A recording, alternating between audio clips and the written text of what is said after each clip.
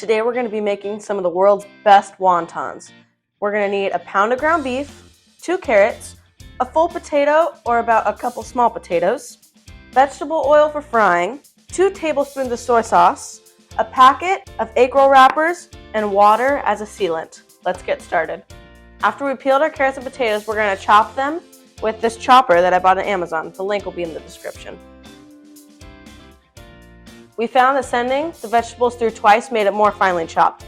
Fun fact about this recipe is that my grandma used to make it with her grandma, and now I make it with my grandma. Now, to combine everything, we're going to add 1 whole pound of ground beef, our chopped vegetables, and 2 heaping tablespoons of soy sauce. We're going to mix these ingredients in with our hands. We're going to take our egg roll wrapper and we're going to put just a little bit of meat in it. And then we'll use water as a sealant to go around the corners and fold it in half so it's in the shape of a triangle. And that's it.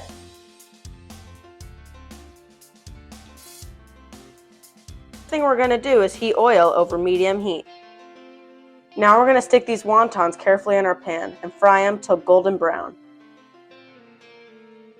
While frying, we can continue preparing our wontons over here. Now we're going to turn the wontons over. The golden brown consistency is just what we want to have a crispy, delicious wonton.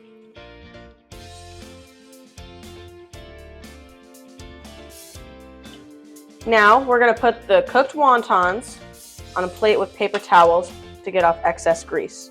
Let's go in for a taste test. Delicious. If you like this video, please like and subscribe.